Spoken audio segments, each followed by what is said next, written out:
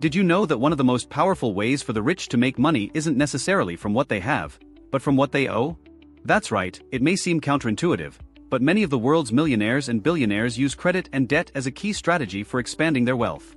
The key is in using debt wisely, something that most people shy away from, fearing high interest rates and the possibility of becoming financially overwhelmed. In this video, we'll explore how the rich make money with debt, and how you can transform your financial life and achieve stability and even wealth by using the 30% rule.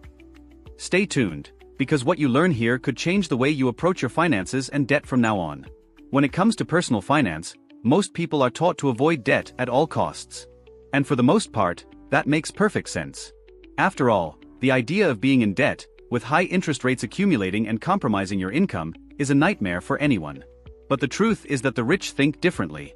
They know that when used strategically and with good planning, debt is not a villain, but rather a powerful tool for increasing wealth generation.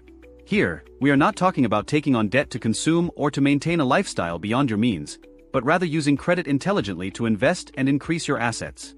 And contrary to what many people think, this type of strategy is not exclusive to big tycoons or professional investors.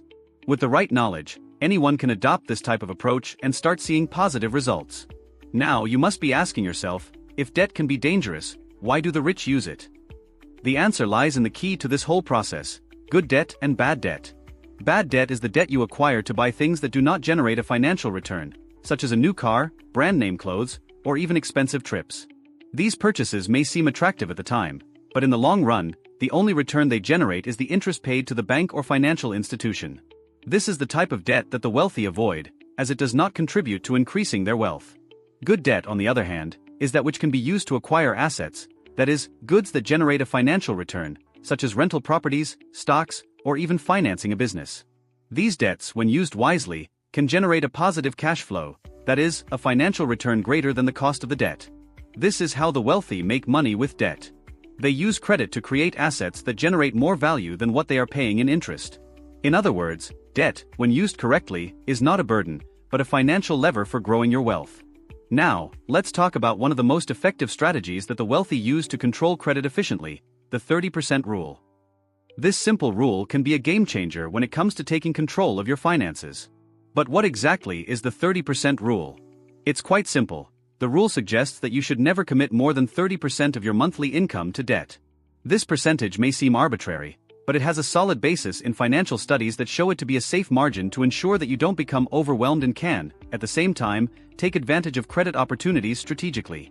Applying this rule can be one of the first steps to ensuring that your debt never becomes a problem, but rather a tool for growth. Even if you don't have large investments or a large cash flow at the moment, this rule can serve as a basis for your financial organization. Now, let's understand how this rule works in practice. Suppose you earn $5,000 per month. According to the 30% rule, the maximum you should commit to monthly debts would be $1,500. This includes all your debts, such as personal loans, vehicle financing, credit cards, and even consortium debts. The advantage of this rule is that it gives you a clear limit on how much you can spend on financial commitments each month, without compromising your long-term financial health. And most importantly, it ensures that you always have a safety margin, which means that if something unexpected happens, such as an unplanned expense or a temporary reduction in your income, you will still have room to deal with these unforeseen events without getting into trouble. Following this 30% limit helps you avoid the trap of excessive debt, allowing you to continue saving and investing at the same time. Now, it is important to note that, even with a 30% rule, you should not rush into taking on new debt without first assessing market conditions and your own budget. The key is to use credit strategically to acquire assets and not to sustain a lifestyle. The first thing to do is to calculate your monthly costs in detail, including all existing debts and fixed expenses, and assess your ability to take on new financial commitments. Then, you should look for ways to use credit wisely, that is, financing assets that have the potential to generate financial returns, such as rental properties, or even investing in the financial market. The goal here is not just to survive the debt, but to make it work for you. If you follow this reasoning, you will see that, instead of accumulating more and more debt, you will be creating a solid foundation for the growth of your assets. Now, let's use a concrete example to illustrate how this works. Suppose you decide to invest in a rental property. You can finance part of the property with a bank loan, using the available credit. In this scenario, the rent you receive each month should cover your mortgage payments and generate additional income. Over time, if the property increases in value, You can even sell the property for a higher price than you paid for it, generating a considerable profit. This is the concept of good debt. You use credit to acquire an asset that generates a return, rather than simply making a purchase that generates no income. This is exactly what the wealthy do. They finance investments that have a return greater than the cost of the debt, creating a positive cash flow. In addition, the 30% rule can also help ensure that you never overextend your budget. By keeping it in mind, you avoid the temptation to take on more debt than you can handle, which, in the long run, can harm your financial health. Keeping your debt under control is one of the key factors in ensuring that you are always in a comfortable position to take advantage of investment opportunities that arise. This helps you build a solid financial future, without falling into the trap of poorly managed credit. Furthermore, understanding the power of interest is crucial. When you use credit, interest can be one of your biggest concerns, but if you understand how to control it, it can even become your ally. Most people worry about interest because they think they are paying more for a good or service, but the wealthy know that interest can be managed, refinanced, or even used to their advantage. One of the strategies they often use is to refinance their debts at opportune times, when interest rates fall, to reduce the total cost of financing.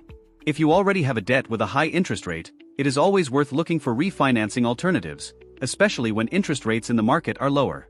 This can free up a significant amount of money, which can be used for other investments, or even to pay off your debts faster. Another important point that we must highlight is the difference between the types of credit. Personal credit, for example, tends to have higher interest rates than credit intended for investments, such as a mortgage. This is because the risk for the financial institution is greater in personal loans, since the money is not tied to a tangible asset. Therefore, when using credit, always pay attention to the conditions offered and look for the best options that offer lower interest rates and terms that are more appropriate for your goals. But how do you know if you're on the right track? The key to good financial management is to manage your debt in a balanced way. If you have control over how much you're paying on debt and have a clear view of your cash flow, you can assess whether the amount you're committing to debt is sustainable in the long run. And most importantly, with a 30% rule, you'll have a limit that will help protect your financial health and won't compromise your future. Finally, remember that the real key to wealth isn't just how much you earn, but how well you can manage and invest what you have. By learning how to use credit wisely and strategically, and applying the 30% rule, you'll be creating a solid financial foundation that can transform your life.